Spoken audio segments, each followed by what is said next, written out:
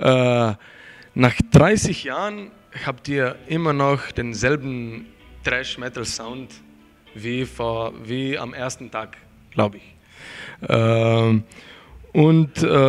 Ich glaube, dass auch eures Denken dasselbe ist wie vor 30 Jahren. Was gibt euch Kraft und die Hingabe, dass ihr gleich geblieben sind? Weil viele Bands sagen, ja, unsere Musik ist jetzt anders, weil wir Erwachsene sind und auch unsere Musik ist jetzt Erwachsene. Ja, ich denke, die Musik hat sich auch schon ein klein wenig geändert. Ne? Also Sodom klingt natürlich immer noch nach Sodom, auch nach all den Jahren. Aber wenn du mal unsere ersten CDs hörst und jetzt, was wir jetzt vor ein paar Monaten erst veröffentlicht haben, dann siehst du schon, dass da schon gewisse Unterschiede da sind. Aber im Prinzip sind wir unserem Stil immer treu geblieben. Das ist richtig. Man versucht natürlich immer ein bisschen besser zu werden halt mit der Zeit, ist ja ganz klar. Aber grundsätzlich haben wir eigentlich von Anfang an, seit es die Band gibt, hat man eigentlich immer versucht, das zu machen, was einem Spaß macht. Und das ändert sich einfach nicht. Ja, also wenn du von deinem ganzen Herzen, wenn du ein Thrash-Metaller bist, dann wird sich das auch in 100 Jahren nicht ändern. Du stehst zu der Sache und das ist das, was du kannst, das ist das, was dir Spaß macht und dann bleibt das auch so, das ist ganz einfach. Ihr habt gesagt, dass die Gruppe Tank viel Einfluss auf euch hatte. Gibt es auch andere Gruppen, die auch viel Einfluss hatten?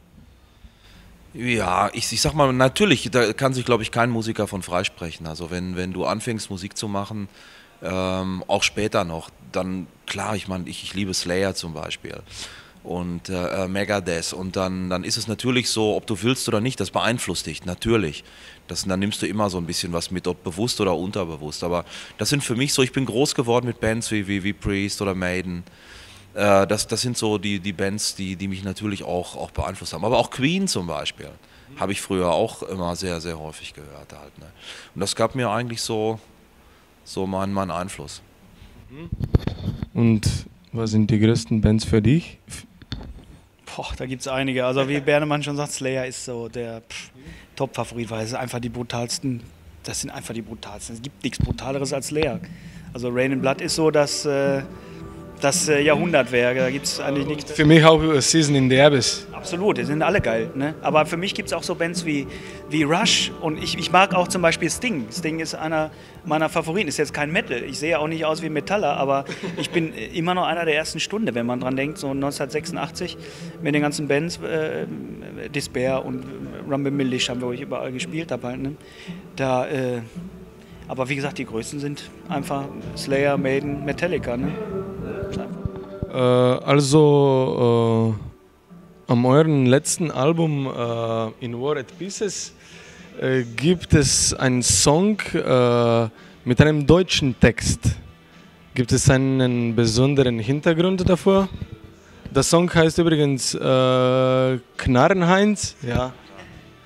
Ja, Knarrenheinz, das ist ja halt dieses lustige Männlein, was bei uns immer auf den Covern schon seit vielen Jahren drauf ist. Das ist genau wie es bei Maiden ist es der Eddie zum Beispiel, bei Halloween ist es ein Kürbis und bei Sodom ist halt schon seit ewig ist halt dieser Knarrenheinz dabei. Wir haben den so getauft halt, den Knarrenheinz und ja, uns war einfach mal so. Tom kam auf die Idee und hat gesagt, weißt du was, warum schreiben wir nicht mal einen Song über einen Knarrenheinz? Und der hat dann einen Text darüber gemacht. Also es geht einfach um unser Maskottchen dann halt.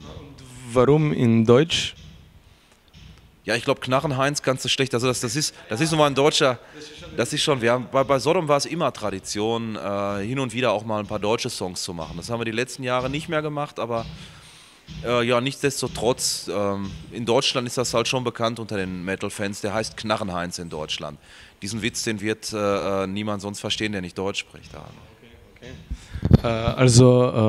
Ihr habt auch einen neuen Schlagzeuger wie hast du dich integriert in die Gruppe? Super. Ja, klar. Ich meine, da ich die Jungs schon ewig kenne, ich kenne Bernemann seit ich 16 Jahre alt bin, ne? Und für Tom habe ich auch mal eine Platte eingespielt und wir kennen uns einfach schon ewig, deshalb war der Einstieg eigentlich relativ einfach. Das Einzige, was schwer war, halt die Songs in der Zeit zu lernen. Das waren mal eben 25 Stück in 2 Wochen. Und das war ein bisschen härter als sonst. Also, und da ich auch lange nicht mehr in der Metalband gespielt habe, war es einfach schwierig, da wieder reinzukommen. Ja. Aber Ansonsten bist du zufrieden? super. Macht viel Bock. Ja. Okay. Also in euren Texten spricht ihr über die Kriege bzw. wie sinnlos die sind. Und was glaubt ihr, verändern die Texte die Denkart oder die Denkweise von euren Fans? Ich denke, dass es da schon ein paar Leute gibt, die da vielleicht drüber nachdenken. Letztendlich, ich muss gestehen, ich bin jemand, der bei Texten, ich bin einfach zu sehr Gitarrist, glaube ich. Wenn ich eine Band höre, ich mache mir im Nachhinein, wenn ich einen Song geil finde, dann überlege ich mir dann auch, dann freue ich mich, wenn ein guter Text bei ist. Ich muss aber gestehen, dass es für mich jetzt nicht so einen großen Einfluss hat. Aber letztendlich, ich denke schon, dass es Leute gibt, die Texte interessiert, und letztendlich ist es auch Tom, der ist halt verantwortlich für die Texte, dass das Toms Meinung widerspiegelt, und unabhängig davon, ob es jetzt jemanden interessiert oder nicht, das könnten ja auch ganz andere Texte sein. Ich denke, als Sänger und als Texter, da musst du einfach das rausschreien, was dich bewegt, und genau das tut der Tom. Ne? Also das wird ja keinen Sinn machen, wenn er jetzt irgendwelche, weiß ich nicht, irgendwas anderes jetzt machen würde. Das sind einfach Sachen, die den Tom berühren, die ihn bewegen, und darum schreibt er diese Texte. Leider kennen wir nicht am Agent Orange vorbei. Also mich interessiert, wieso alle eure Fans sagen, dass Agent Orange das Album von Sodom ist. Und seid ihr auch der Meinung vielleicht? Ich denke, dass das Agent Orange, das kriegen wir natürlich auch mit. Das ist verdammt schwer, weißt du, wenn du später, wenn du CDs aufnimmst und neue Songs schreibst, manchmal glaubst du kannst Songs schreiben, wie du möchtest. Agent Orange ist immer, du kannst gut sein oder schlecht, Agent Orange ist immer der Vergleich. Da kommst du gar nicht mehr vorbei. Das ist einfach so. Das ist, glaube ich, wie bei Iron Maiden, da gibt es immer Number of the Beast, das gibt immer so Sachen. Aber Fakt ist, Agent Orange ist natürlich ein super Song, ist auch ein super Album. Vor allem, was ganz wichtig ist, das Album kam genau exakt zur richtigen Zeit raus. Das war genau die Zeit, wo die Leute darauf gewartet haben. Und darum, glaube ich, ist dieses Album so wichtig. Mit Agent Orange sind Sodom in die Charts reingekommen.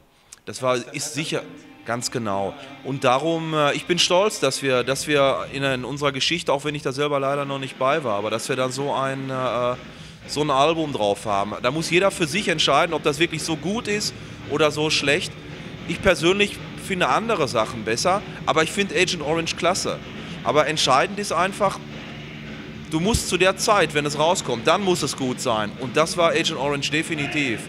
Das war zu der Zeit also wirklich ein super Album. Ne? Also ich finde Persecution Mania wirklich gut. Ja. Persecution Mania ist Ja, fast besser als Agent Orange. Ja, das ist häufig so. Das hören wir immer wieder. Wenn du von der Bühne kommst, dann gibt es immer wieder Leute, die sagen, ey, warum habt ihr nichts von Persecution Mania gespielt?